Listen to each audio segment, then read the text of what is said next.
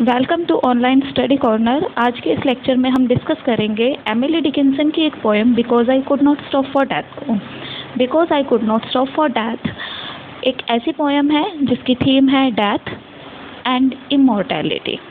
इस पोएम को हम इस लेक्चर में लाइन बाय लाइन डिस्कस करेंगे, लेकिन इसे लाइन बाय लाइन डिस्कस करने से पहले थोड़ा सा डिस्कस करते हैं हम एमिली डिकिंसन को और उनके वर्क्स को। एमिली डिकिंसन को अमेरिकन पोइट्री की मदर माना जाता है। उन्हें कहा जाता है कि वो मदर ऑफ अमेरिकन पोइट्री है। इसी तरह से वॉल्ट व्हिटमैन को फादर ऑफ अमेरिकन पोइट्री के नाम से जाना जाता है। एमिली डिकिंसन के अगर वर्क्स की बात की जाए तो उनके वर्क्स की कोई एक थीम नहीं रही। वो अपने लाइफ के दौरान उन्होंने अपने आप को सेल्फ सेक्लूडेड रखा। सेल्फ सेक्लूडेड मतलब अपने आप को दुनिया से अलग रखा, अपने आप के ऊपर एक अकेलापन उन्होंने थोप कर रखा। और शायद यही कारण था कि वो नेचर की कीन ऑब्जर्वर रही। डेथ, इमॉर्टैलिटी और रिलीजियन जैसे टॉपिक्स के ऊपर उन्होंने बहुत सारी मात्रा में पोइट्रीज लिखी। तो अगर उनकी मेन थीम्स की बात की जाए तो death, immortality, religion and nature, ये सारी उनकी मुख्य थीम रही। एमिली डिकिंसन की मोस्ट ऑफ द पोएम्स को बहुत सारी अलग अलग लैंग्वेज में ट्रांसलेट किया गया, जैसे फ्रेंच में, स्पेनिश, चाइनीज़, फारसी और बहुत सारी दूसरी लैंग्वेजेस के अंदर ने ट्रांसलेट किया गया। एमिली डिकिंसन ने अपनी लाइफ के दौरान लगभग 1800 पोएम्स लिखी। इन 1800 पोएम्स में से सिर्फ अप्रोक्सीमेटली 1 डज़न ही पोएम ऐसी थी, 10 से 12 ही ऐसी पोएम्स थी जिन्हें कि उनकी लाइफ के दौरान पब्लिश कराया गया। लेकिन उनकी डेथ के बाद उनकी सिस्टर लेविनिया ने उनकी पोएम्स को, इन 1800 पोएम्स को जब उसने देखा तो उन्हें उसने पब्लिश कराया। और because I could not stop for death नाम की ये पोएम पोस्टह्यूमसली यानी कि उनकी मृत्यु के बाद ही पोएम सीरीज़ 1 में 1890 में पब्लिश करवाई गई थी। अब हम स्टार्ट करते हैं पोएम को। पोएम की फर्स्ट लाइन है, एमिली डिकिंसन ने अपनी किसी भी पोएम को टाइटल्स नहीं दिए थे, जिसके कारण उनकी पोएम्स की फर्स्ट लाइन को ही उनकी पोएम्स का टाइटल बना लिया गया। बिल्कुल ऐसा ही इस पोएम में भी है, जैसे पोएम की फर्स्ट लाइन है because I could not stop for death, और यही पोएम का टाइटल भी है। तो अब हम डिस्कस करते हैं पोएम को line by line. Because I could not stop for death, क्योंकि मैं डेथ के लिए नहीं रुक सकी। ही काइंडली स्टॉप फॉर मी, तो वो मेरे लिए दयालुता से रुक गया।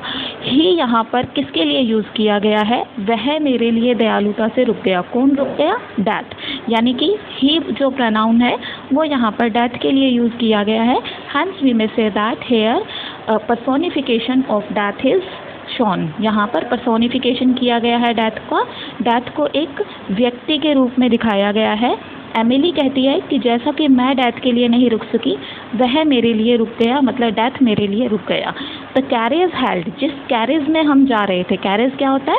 एक बग्गी जैसी गाड़ी, एक बग्गी या एक ऐसी गाड़ी जो घोड़ों के द्वारा चलाई जा रही है।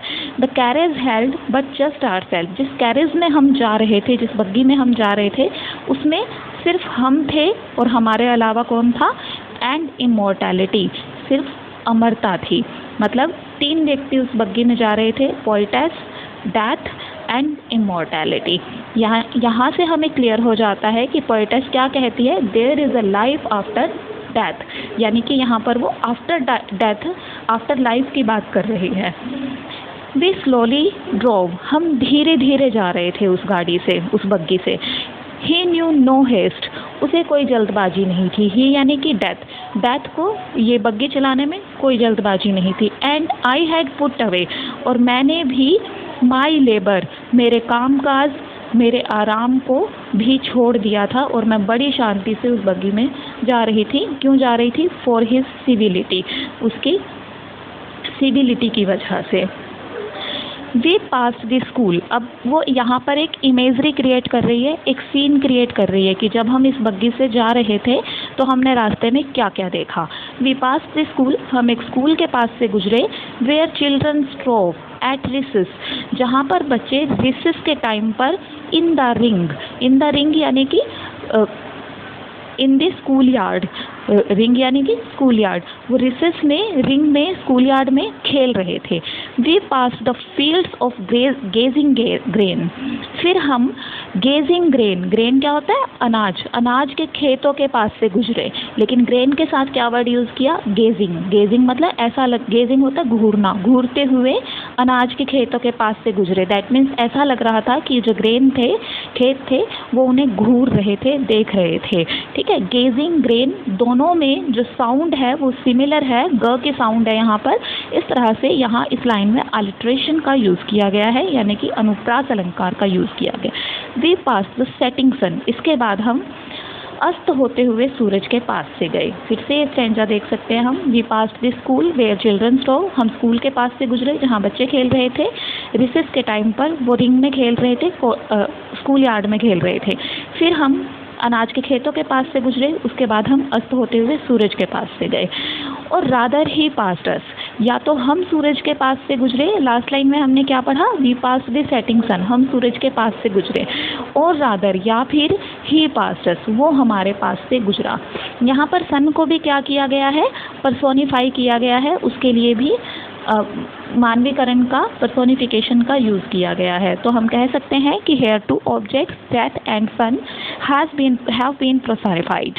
The dews drew quivering and chill.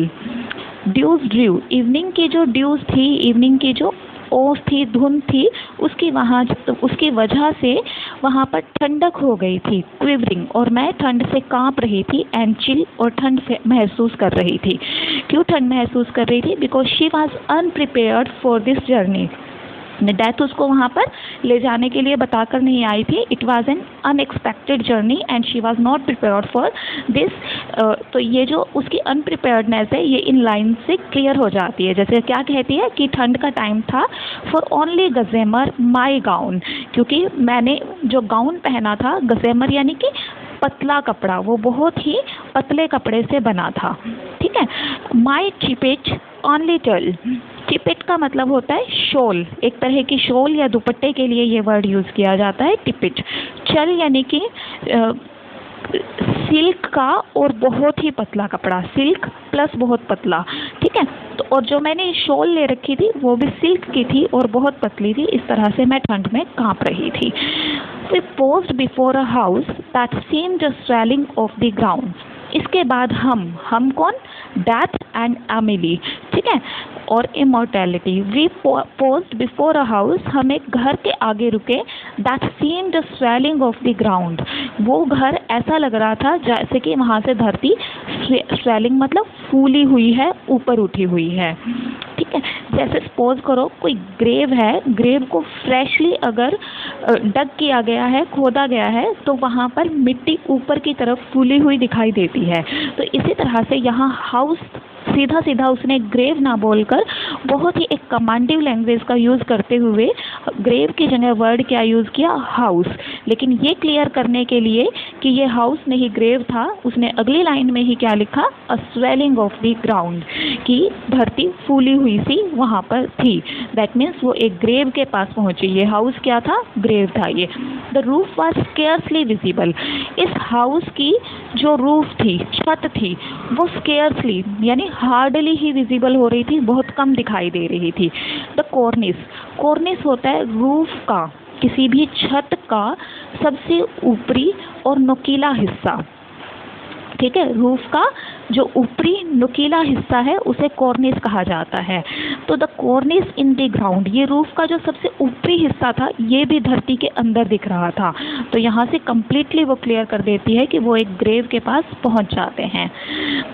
Next lines में पोएटेस कहती है, since then TISS centuries and yet feel shorter then the day, since then उस दिन से अब तक, it is century, TISS century यानी इट इज़ सेंचुरीज, सदियाँ बीत चुकी हैं, and yet feel shorter then the day, लेकिन ये दिन मुझे अभी भी एक दिन से भी कम लगता है। इट मीन्स यहाँ पोएटेस हमें एक सरप्राइज देती है कि the poetess is was still dead. I first surmised the horse's head were toward eternity. Surmised यानी कि अंदाज़ा लगाना। I first surmised, और जब मैंने फर्स्ट टाइम सरमाइज किया, अंदाज़ा लगाया हॉर्सेस के हेड का, ठीक है, घोड़ों के सिर का, तो मैं याद कर सकती हूँ कि उन घोड़ों के जो सिर थे टूवर्ड्स एटर्निटी, नश्वरता की तरफ थे, यानी कि अमरता की तरफ थे। यानी यहाँ से उसने हॉर्सेस हेड में भी देखो एच और एच दोनों की रिपीटेशन है, इस तरह से यहाँ क्या यूज़ किया गया है, फिर से अलिट्रेशन का यूज़ यहाँ पर किया गया है। और हॉर्सेस, जो हॉर्सेस उस कैरेज को, जिस कैरेज में बैठकर वो ग्रेव तक गई थी, तो जिस कैरेज को हॉर्सेस खींच रहे थे, उन हॉर्सेस के जो फेसेस थे, हेड्स थे, वो एटर्निटी की तरफ थे। मतलब यहाँ पर पोइटेस हमें कहना चाहती है कि डेथ वास्तव में डेथ नहीं है, बल्कि कि डेथ व्यक्ति को एटर्निटी की तरफ ले जाती है। इस तरह से ये पोएम कंप्लीट हो जाती है। अब हम देखते हैं कि पोएट के अंदर कौन कौन से फिगर ऑफ स्पीच और इमेजरीज का यूज़ किया गया। सबसे पहले हम देखते हैं कि पोएम के अंदर एलिट्रेशन का यूज़ किया गया। एलिट्रेशन यानी कि अनुप्रास अलंकार। एलिट्रेशन क्या होता है? जब सेम कॉन्सोनेंट साउंड्स या सेम वॉवल साउंड्स को रिपीट किया जाता है एक साथ, तो वहाँ पर एलिट्रेशन अलंकार या alliteration figure of speech present होता है। जैसे line the dews drew, dews और ड्रू दोनों में डी और डी को रिपीट किया गया है, सेम साउंड है दोनों की, तो यहाँ पर क्या है, एलिट्रेशन को देखा जा सकता है। नेक्स्ट है I first surmise the horses head, horses head दोनों जगह पर ह और ह के साउंड को रिपीट किया गया है, तो फिर से यहाँ एलिट्रेशन है। नेक्स्ट है पर्सोनिफिकेशन। यहाँ पर्सोनिफिकेशन हम पहले भी डिस्कस कर चुके हैं। डेथ को पर्सोनिफाई किया गया है जब कहा गया कि ही काइंडली स्टॉप फॉर मी, वो मेरे लिए काइंडली रुक गया, ठीक है, तो डेथ को यहाँ पर पर्सोनिफाई किया गया। इसी तरह से और रादर ही पास्ट है। इससे पहले लाइन क्या थी कि we passed by the setting sun, हम अस्त होते हुए सूरज के पास से गुजरे या वो हमारे पास से गुजरा, तो यहाँ सन के लिए ही यूज़ किया गया, तो उसका भी पर्सोनिफिकेशन कर दिया गया, यानी मानवीकरण कर दिया गया, राइट। इसके बाद है एनाफ्रा। एनाफ्रा क्या होता है? इसे हिंदी में कहते हैं पुनरोक्ति या पुनरावृत्ति। पुनरावृत्ति यानी कि किसी फ्रेज का या कुछ वर्ड्स का बार बार रिपीट होना क्या कहलाता है? पुनरावृत्ति कहलाता है। इस लाइन के अंदर हम देख सकते हैं we passed the school where children at recess in the ring, we passed the fields, we passed the and we passed the setting. तो वी पास्ड दी ये फ्रेज जो है ये बार बार रिपीट की गई है, तो हम कह सकते हैं कि इन लाइंस के अंदर एक फिगर ऑफ स्पीच एनाफ्रा का यूज़ किया गया है। आई थिंक आपको ये पोएम क्लियर हो गई होगी। And thanks for watching video. If you like the video give us a like and share the video with your friends. For more educational videos please subscribe our channel, press the bell icon also.